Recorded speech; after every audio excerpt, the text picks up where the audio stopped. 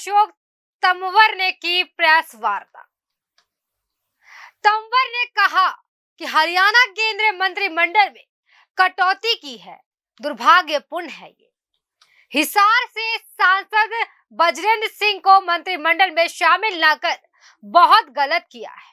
उन्होंने कहा, रतन लाल कटारिया को हटाकर सोचा था कि सुनीता दुग्गल को शामिल किया जाएगा, लेकिन ऐसा भी नहीं हुआ। भाजपा के साथ मिलकर लोग सांठ-गांठ की राजनीति करते हैं। भाजपा कारण बताए कि मंत्रिमंडल में हरियाणा को क्यों कमजोर कर दिया गया है। जो मंत्री हटाए गए हैं, जो नहीं बन पाए हैं, उन्हें बात करनी चाहिए। महंगाई को लेकर कहा उन्होंने कि लगातार महंगाई बढ़ रही है, पेट्रोल डीजल के दाम बढ़ रहे हैं। विपक्ष तो कुछ कर नहीं रही, लेकिन भाजपा के वो लोग अर्धनग्न होकर प्रदर्शन कर रहे थे, वे लोग और नग्न हो जाएंगे।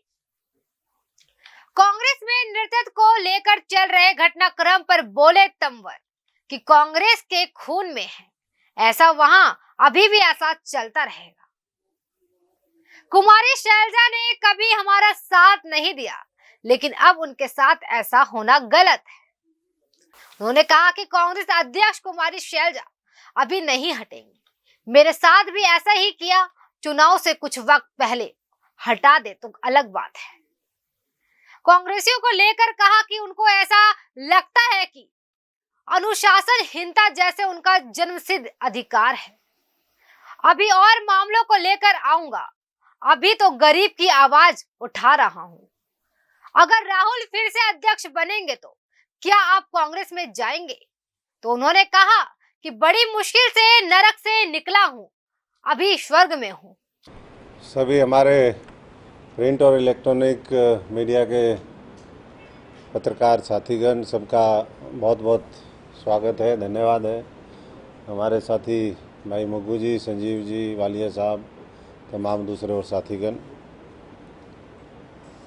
2-3 महत्वपूर्ण मुद्दों को लेकर के आज आपसे इंटरेक्शन और चर्चा करने के लिए मैं और हमारे अपना भारत मोर्चा के साथी आए हैं।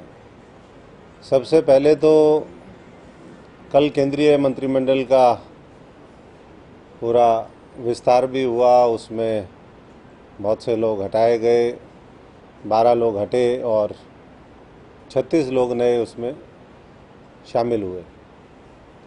लेकिन एक तरफ दुर्भाग्य की बात भी है और दूसरी बात जो हरियाणा की जनता महसूस करती है, उस बात को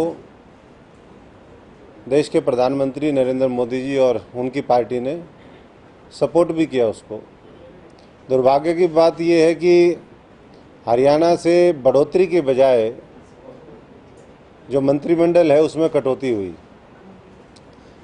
अब क्या परफॉर्मेंस उन्होंने उनकी देखनी थी, राज्य मंत्री की क्या परफॉर्मेंस होती है, कितनी होती है, ये आप सबको भी पता है इस देश के अंदर।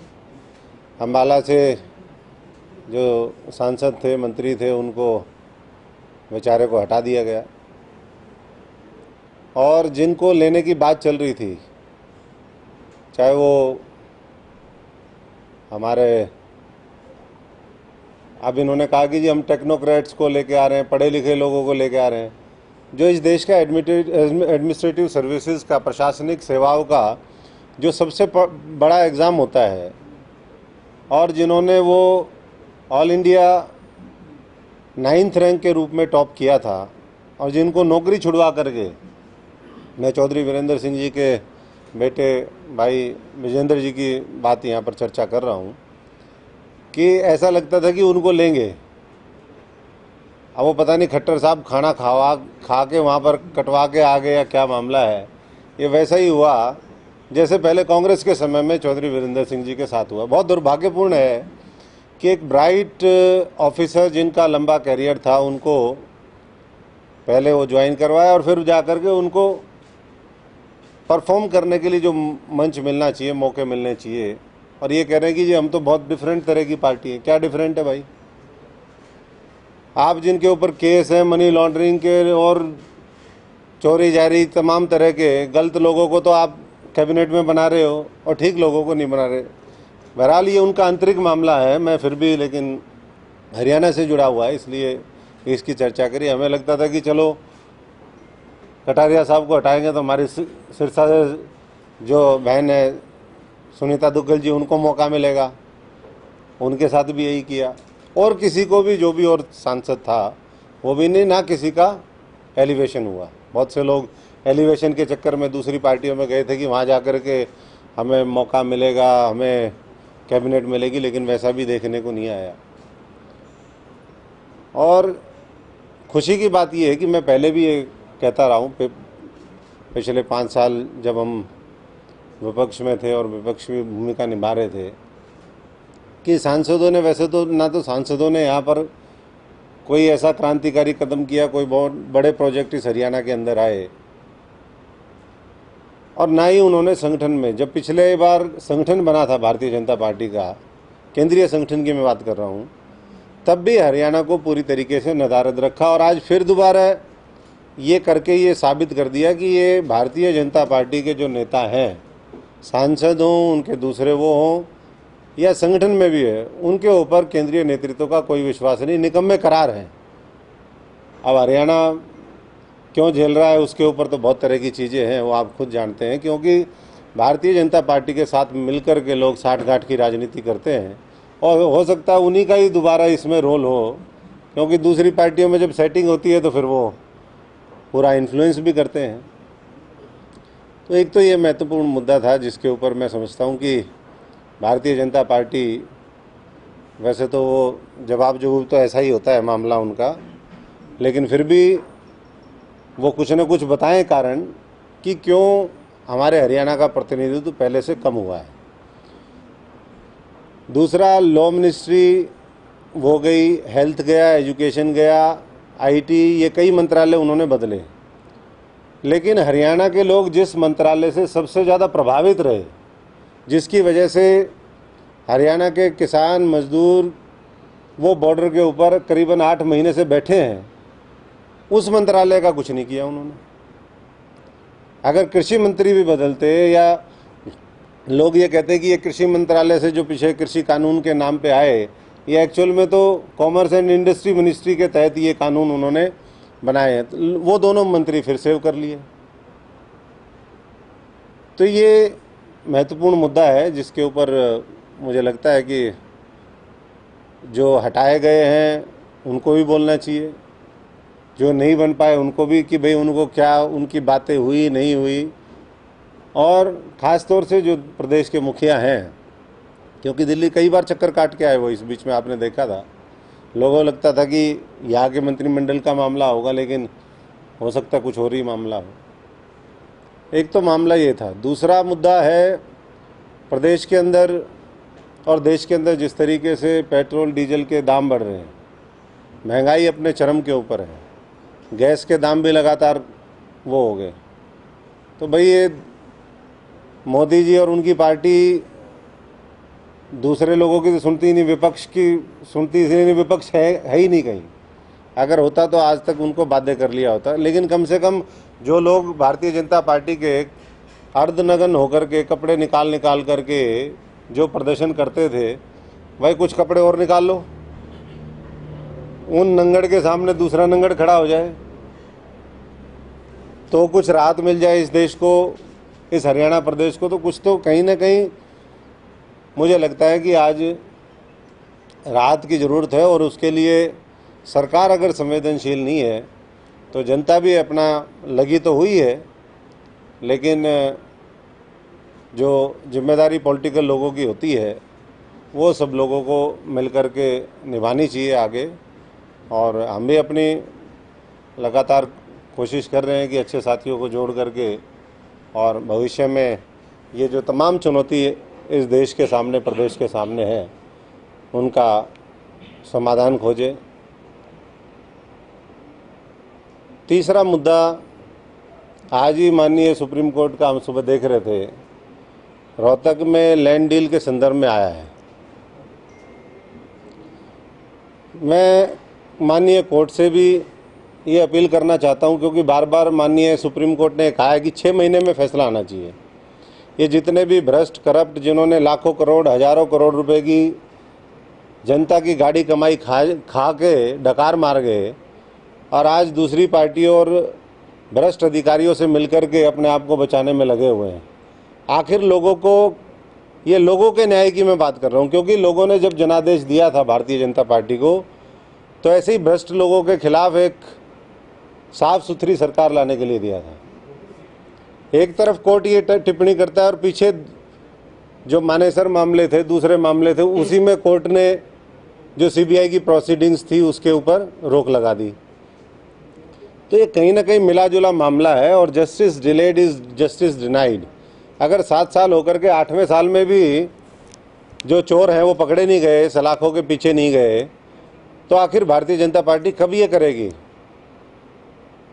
ये हरियाणा के लोग, ये देश के लोग जानना चाहते हैं, क्या आपने उस समय झूठ बोला था या आप उनको बचाने का काम कर रहे हो? अभी भ्रष्ट अधिकारी उनको किस तरीके से जगह जगह हजारों करोड़ रुपए के घोटाले किए हुए उन्हीं सरकारों के साथ मिलकर के, और उनको पद और तरक्की देने में लगी हुई है सरकार। और इस प्रदेश के अंदर एक पॉलिटिकल आदमी को छोड़ करके मैंने किसी के मुंह से नहीं सुना कि भाई ये गलत नियुक्तियां हो रही है। जिसको दूध की रखवाली करने के लिए दी, यानी कि विपक्ष के लोगों को, कि भाई सरकार कोई गलत कदम ना उठाए, वही उसमें शामिल है, क्योंकि वही तो घोटाले करवाते थे। तो ये आज हरियाणा और इस देश के हालात हैं। तो यही मुख्य बात मुझे आप लोगों के साथ शेयर करनी थी। बाकी आपके जो सवालों के जवाब होंगे उसमें भी मैं बहुत सी बातें कहूँगा। मैं एक बार फिर सभी साथियों का धन्यवाद करता हूँ और आप लोगों के माध्यम से बात ज़्यादा से ज़्यादा हरियाणा और देशवासियों तक पहुँचे, ये हमारी अपील। कांग्रेस में अभी चल रहा है, जिस तरह से पहले आपके खिलाफ प्रदेश अध्यक्ष करते हुए मोर्चाबंदी होती थी, अभी दोबारा से एक बार कुमारी शैलजा के खिलाफ मोर्चाबंदी हो रही है, सारे विधायक जा के नेतृत्व से मिल रहे, किस तरह से देखते हैं? देखिए, जहाँ तक मामला कांग्रेस का है, वैसे तो ये चीज़ें कांग्रेस के खून में, उनके डीएनए में है, ये कभी ख़त्म नहीं होगी, ये बाज भी नहीं आएंगे। ये वही लोग कर रहे हैं जो भारतीय जनता पार्टी से मिलकर के, जिन्होंने 2014 में सरकार उनकी लेके आए, फिर उस सरकार को प्रोटेक्शन देने का काम किया, प्रोटेक्शन इनडायरेक्ट तरीके से कि भाई इनके खिलाफ इतना बड़ा मूवमेंट ना खड़ा हो जाए। तो ये पहले भी वैसे ही करते थे। ये भारतीय जनता पार्टी करवा रही है उनसे, उनकी गलती नहीं। अभी तो पार्टी बनवाएगी। मैंने पहले भी पीछे एक दिन रोहतक में प्रेस कॉन्फ्रेंस में भी ये कहा था, पार्टी भी बनवाएगी और वही ये करवा रहे हैं, ताकि उनके खिलाफ जो माहौल है वो संयुक्त रूप से उनका ध्रुवीकरण ना वोटों का हो ना लोगों का हो। तो ये जानबूझ करके इस तरीके से करते रहेंगे। बहन शैलजा जी ने हमारा तो कभी साथ दिया नहीं था, लेकिन मैं मानता हूं कि उनके साथ गलत हो रहा है और इस तरीके से अगर होता रहेगा तो कांग्रेस, वैसे तो कांग्रेस मुक्त भारत का सपना धीरे धीरे खुद ही साकार कर रहे हैं। ये सच्चाई है कि पंजाब में भी यही चल रहा है, दूसरे प्रदेशों में भी है, राजस्थान में भी है, और जहां पार्टी ख़त्म हो चुकी है वहां तो कुछ है ही नहीं। तो इसको हाईकमांड को संज्ञान लेना चाहिए, क्योंकि विपक्ष थोड़ा बहुत ज़रूरी है। तो अब हाईकमान क्या करेगी? हमारे केस में तो कुछ किया नहीं, वो देखते रहे और देखते रहे, इसीलिए कांग्रेस की सरकार चली गई। नहीं तो क्या कांग्रेस की क्लियर गवर्नमेंट आती। लेकिन ना, ऊपर वाला चाहता था कि पापी दोबारा मुख्यमंत्री बने, तो इसलिए उसकी भी कुछ रजा होगी। तो इसलिए हम तो ये कहना चाहते हैं कि इस तरह का जो होता है ब्लैक, हालांकि हटती नहीं है अभी, ये भी मैं साथ में बता दूं, क्योंकि 5 साल 8 महीने मेरे खिलाफ भी तो मोर्चा खोला हुआ था। मैं ही 4 दिन पहले हटा था कोड ऑफ कंडक्ट लगने से। तो 4 दिन पहले, इलेक्शन के 4 महीने पहले, 1 महीना पहले कुछ हो जाए तो बात अलग है, नहीं तो कितनी भी जोर लगा लें, इतना मैं भी जानता हूँ कांग्रेस पार्टी को। ये पार्टी बनवाने के भारतीय जनता पार्टी इनसे बनवाएगी नहरी, और ये उसी की भूमिका सब लोग मिलकर के तैयार कर रहे हैं। और कांग्रेस के अंदर कोई ऐसा बचा नहीं जो इस चीज़ को कंट्रोल कर सके। नहीं तो पार्टी से उठा करके ऐसे लोगों को बाहर कर दे 1 मिनट में, तो किसी की हिम्मत ही ना हो गलत करने की। जहाँ अनुशासन नहीं होता वहाँ ना तो परिवार चलता है, ना पार्टी चलती है, ना देश चलता है। अनुशासनहीनता वो कांग्रेस का। अब लोगों को लगता है ये हमारा जन्मसिद्ध अधिकार है।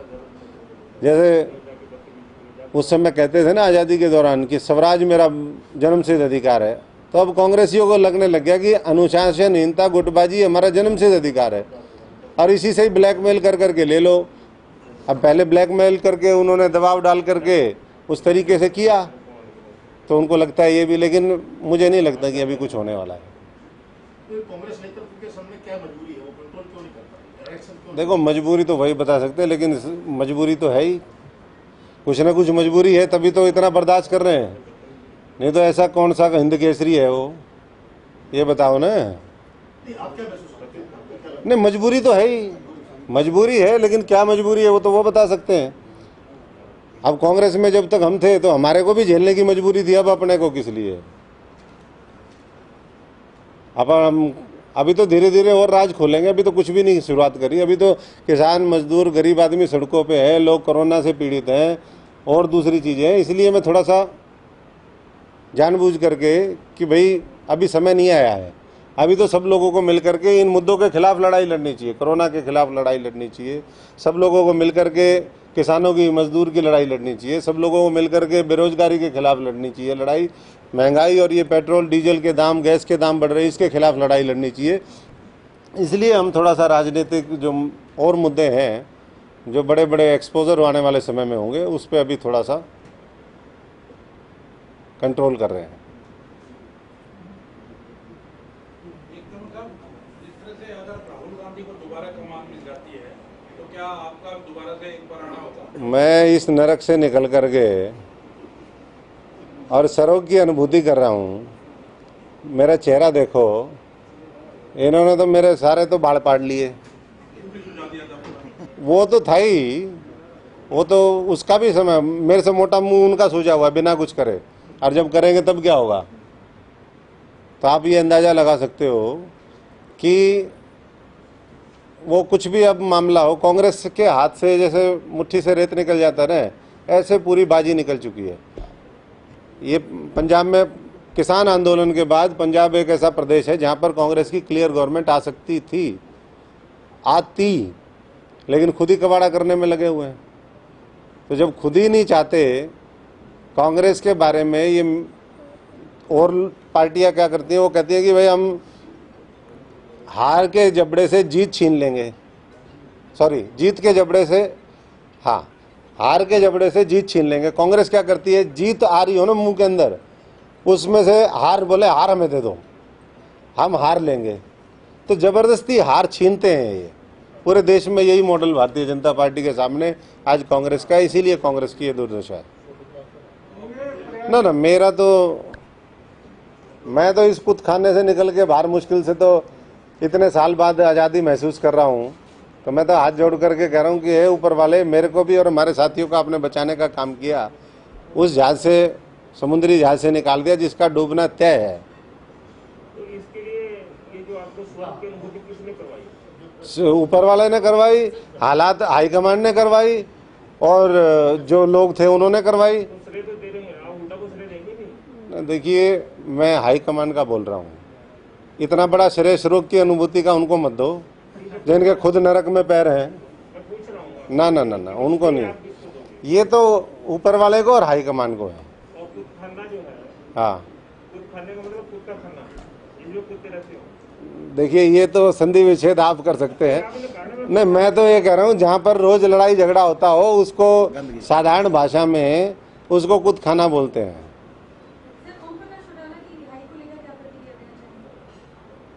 देखिए, ओम प्रकाश चौटाला जी जिस जुर्म में जो उनके ऊपर आरोप लगे थे, वैसे ही आरोप दूसरे लोगों के ऊपर भी है जिन्होंने 10 साल हरियाणा चलाया है। वो बाहर क्यों है आज तक? वो बाहर क्यों है, इसका कोई आज तक जवाब नहीं आया है। तो कहीं ना कहीं भारतीय जनता पार्टी बचाने का काम करी, और नेशन वाइड कांग्रेस को कमजोर करने में ये ग्रुप ऑफ 23 की एक बहुत बड़ी भूमिका है, बहुत बड़ी भूमिका है। इसीलिए वो लोग प्रोटेक्शन उनको दे रहे हैं। सर, जैसे आपने कहा कि कांग्रेस में इन दिनों गुटबाजी देखने को मिल रही है, अगर यही गुटबाजी कंटिन्यू चलती रही तो हमारी साझा का भविष्य आप क्या मानते हैं कांग्रेस? मैंने बताया ना, अभी तो नहीं हटती उनसे। 4 महीने पहले, 1 महीना पहले, 4 दिन पहले हट जाए, जैसे अपने को हटा दिया था, वो उस समय बड़े बड़े बक्से जाते हैं, कई 100 करोड़ रुपए के, हजारों करोड़ रुपए के, बार्गेनिंग पावर बढ़ती है इससे। तो उस समय तो शहादत हो जाए बात अलग है, अभी नहीं हो सकता कुछ भी। अपना भारत मोर्चा की क्या भूमिका होगी? अपना भारत मोर्चा एक प्लेटफॉर्म है, परिषद और पंचायत के भी चुनाव मैं वही कह रहा हूँ, ये भाई साहब एक मंच है, प्लेटफॉर्म है उन सभी लोगों के लिए जो देश को बचाना चाहते हैं, अच्छा नेतृत्व आगे लेकर के आना चाहते हैं, और वो चाहे कहीं भी होगा हम उनका साथ देंगे। और मैं पूरे हरियाणा और देश के सारे साथियों से आपके माध्यम से अपील कर रहा हूँ कि आने वाले समय में अगर कोई देश को बचाएगा तो वो नया अल्टरनेट बचाएगा, नया विकल्प बचाएगा, और कोई नहीं बचा सकता। नहीं तो देश आर्थिक तौर पे भी गुलाम होने जा रहा है, और हर तरीके से इस देश के ऊपर संकट ही संकट है, संकट के अलावा कुछ नहीं है। हमारी इस दशक के अंदर, जो आने वाला दशक है, जो चल रहा है, पूरी दुनिया की हम सबसे ज़्यादा आबादी हो जाएंगे, लेकिन किसी के पास रोड मैप ही नहीं है इस देश को कैसे आगे बढ़ाएं। जो भुखमरी है वो और ज़्यादा बढ़ गई है पैंडेमिक की वजह से। 30 करोड़ लोग दोबारा है गरीबी रेखा के नीचे, और उसी भुखमरी के शिकार दोबारा हो रहे हैं। लोगों के ऊपर कर्जे हो गए हैं। ये मोर्चा किसी पार्टी में विलय भी कर सकता है? ना ना ना ना, ये तो पार्टियां तो सारी देख ली भाई, सबसे पुरानी पार्टी देख करके ही तो मैं बाहर आया हूँ। तंवर साहब, 136 साल पुरानी पार्टी। आप इशारा कर रहे थे कि केंद्रीय मंत्री बनने में किन्हीं का रोल रहा है, जिनकी वजह से हाँ, जिन्होंने पहले बाबू को रोका, बेटे को रुकवा दिया। कौन हो सकता पहले बाबू को रुकवाया, अभी बेटे को रुकवाया, और उसमें मुख्यमंत्री भी शामिल है। खाना खा के आगे, और उन्होंने सोची भाई फील्डिंग फाल्डिंग करने की जरूरत है नहीं, मुख्यमंत्री खुद आ गए अपने में। यूँ नहीं पता राजनीति यही है, यही नीचे ही नीचे आरी चलाते हैं, नीचे ही नीचे काट दिया बेचारे को। supposed to be very handpicked person of Rahul Gandhi, तो आपको उन्होंने कभी, जब आपने पार्टी छोड़ा, दिलीप ने तो contacted you back? देखिए, सब तरह की कोशिशें और भी दूसरी पार्टियों से हुई, उस पार्टी से भी हुई, लेकिन जहाँ मन भर जाता है ना, तो उसके बाद, और जब आदमी अपराइट होता है, ऑनेस्टी, सिंसियरिटी, लॉयल्टी के साथ हार्ड वर्क करता है, तो वैसा ही फिर उसको दुख भी होता है। और वो कौन मेरे को किस मुंह से कांटेक्ट करेंगे ये बताइए? जिनका खुद का मामला कुछ नहीं है वो हमारे को क्या कांटेक्ट करेंगे? और ये मेरे साथ नहीं, ऐसे पूरे देश में वो कहने बड़े सुरजेवाला जी के, बच्चा खानी पार्टी है, बच्चों को खा रही है, उसमें कई और बच्चे भी शामिल हैं, खुद वो भी शामिल है जिनके बारे में भी कह रहे थे, उनको भी तो खत्म ही कर रहे हैं सारे लोग मिलके। ये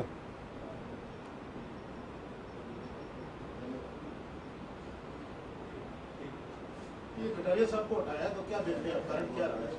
ये इसमें भी कोई इस तरह की पॉलिटिक्स है? देखिए, जो शरीफ आदमी होता है बली उसी की चढ़ती है। अब कटारिया साहब, उनको पता है कि बेचारे गऊ से आदमी है, ये ना तो कुछ बोलेंगे ना कुछ कर सकते, और वैसे ही हरियाणा में अगली बार तो सारे ही हारने हैं, 10 के 10 हारने हैं, तो इसलिए बोले क्यों जिताने यार, ये क्यों इनको ताकत देनी जब ये हारना ही है। तो बीजेपी को उसने पूरा जज कर लिया कि मामला यहाँ पर बचा नहीं है, इसलिए इनको तिरंजलि दे दो, तो हो सकता है इस कारण। बाकी तो कटारिया साहब से पूछो, कटारिया साहब बेहतर बताएंगे कि क्या उनके कान में फूंक में है। नया विकल्प, न्यू अल्टरनेट। कटारिया साहब तो कड़वा घूम पी के रह जाएंगे, वो नहीं बोलेंगे। नहीं बोलेंगे तो गलती है, क्योंकि अगर गलत के खिलाफ नहीं बोलेंगे तो वो भी बराबर के पाप के हिस्सेदार है ना। देखिए, मैं तो लोगों की मदद करने के लिए वो हूँ। हमने तो पहले भी निस्वार्थ भाव से इस देश के लिए, जिस पार्टी में थे उसके लिए काम किया, लोगों के लिए काम किया, और आगे भी अपना वही है। और जब हमें लगा कि नहीं भाई, ये यहाँ मामला ठीक नहीं है, यहाँ इन चीज़ों की कोई कदर नहीं है, अच्छाई, सच्चाई, ईमानदारी, तो फिर कहाँ मामला बनता है। मौजूदा गठबंधन सरकार को कैसे देखते हैं? मतलब अभी इन्होंने 600 दिन का अपना रिकॉर्ड पेश किया और कहा कि सभी लोग खुश हैं। मैंने तो उस दिन भी बोला था, 5-6 मुद्दों के ऊपर जो महत्वपूर्ण मुद्दे हैं, एजुकेशन में ये फ्लॉप रहे। आप ये बताइए, मैं पूरे, आपने एक और महत्वपूर्ण मुद्दा ये कर दिया कि कोविड से हॉस्पिटल्स की तो सिचुएशन और जो इंफ्रास्ट्रक्चर है हेल्थ का, उसका एक्सपोज हुआ ही वो, लेकिन जो एजुकेशन की स्थिति भी है, आधे देश को एक्सेस नहीं मिल रहा स्मार्टफोन का, पिछले 15 महीने से देश में आधे बच्चे पढ़ नहीं पा रहे हैं। आधे बच्चे देश के युवाओं की सबसे ज़्यादा आबादी, देश का भविष्य कैसे संवरेगा जब 15 महीने बच्चे नहीं पढ़ेंगे। और ये सरकारी स्कूलों में जाने वाले बच्चों की मैं बता रहा हूँ, प्राइवेट में हर 4 में से 1 बच्चे को एक्सेस नहीं है। तो सरकार ने क्या किया? किसी को स्मार्टफोन दिए, किसी को इंटरनेट कनेक्टिविटी दी। इसीलिए मैंने कहा कि वो दिखाने के लिए तो कर दिया आपने, लेकिन ज़मीन पे तो कुछ मामला है नहीं। तो सरकार को तुरंत जो है अगले 1 महीने के अंदर, 1.5 महीने के अंदर पहली प्रायोरिटी ये रखनी चाहिए कि जिसके पास भी एक्सेस नहीं है स्मार्टफोन का, उन सभी बच्चों को हम स्मार्टफोन देंगे, उनको इंटरनेट एक्सेस देंगे। अभी तो तीसरी लहर है, पता नहीं ये 1 साल चलेगा, 2 साल चलेगा। जिस हिसाब से वैक्सीनेशन चल रहा है, जिस स्पीड के ऊपर, हो सकता है 2-3 साल लग जाए। तो तब तक इन बच्चों का होगा क्या? Thank you. ये जो साथी पूछ रहा था, अपने सवाल के जवाब को घुमाते घुमाते कुछ और ही बन गया उसका। आप कह रहे हैं कि बीजेपी G23 तो मिले हैं आपको, और कांग्रेस का तो वैसे कुछ खाना हो लिया, वो तो खत्म ही है। तो ना बीजेपी ना कांग्रेस। मैंने बताया ना, नया विकल्प। नया विकल्प तो आसमान से तो नहीं आएगा ना। नया विकल्प में हरियाणा में INLD है, और नहीं, सुनो ना, और नेशनल लेवल पे जाएंगे। दोनों बातें हैं ना। आपसे हम स्टेट की बात करें, नेशनल बात करते हैं। नेशनल लेवल पे जो पॉलिटिकल पार्टी जो राज्यों में है, जैसे TMC होगी, इधर से अखिलेश यादव होगी, उधर से ऐसे रीजनल पार्टीज का कोई समूह बने। तीसरा विकल्प पहले भी एक आया था, एक टाइम में आया था। तीसरा नहीं बोल रहे हम, नया विकल्प कह रहे हैं। तो नया विकल्प में क्या होगा? नहीं, नया विकल्प होगा तैयार। तो वैसी मदद करने के लिए आप क्योंकि राजनीतिक दल तो आप है नहीं, तो आपको मदद करने के लिए वो किसी न किसी को तो मदद करेंगे। नहीं, वो सब लोग मिलकर के तय करेंगे ना। पहले तो नए लोग इकट्ठे करें। जिस दिन सेना तैयार हो जाएगी उस दिन जो वो चाहेंगे वो करेंगे। जहाँ अटैक करना होगा, नहीं हम कर रहे हैं, क्यों नहीं कर रहे हम? हाँ, तो मैं तो बोल रहा हूँ ना। नहीं, हमने कहा कि ये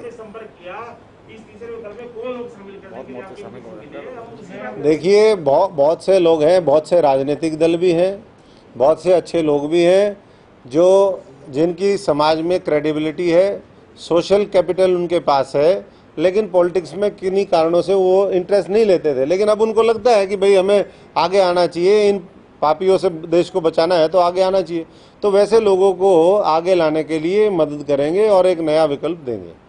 अभी शरद पवार ने एक बैठक बुलाई थी उसके बारे में क्या सोचते हैं? वो विकल्प मिल सकता है?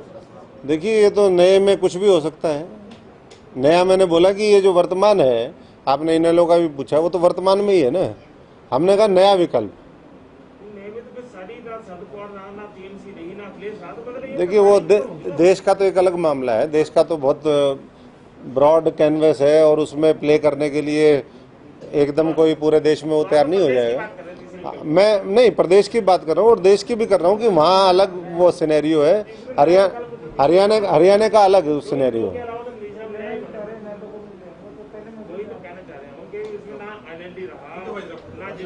बहुत बहुत धन्यवाद जी।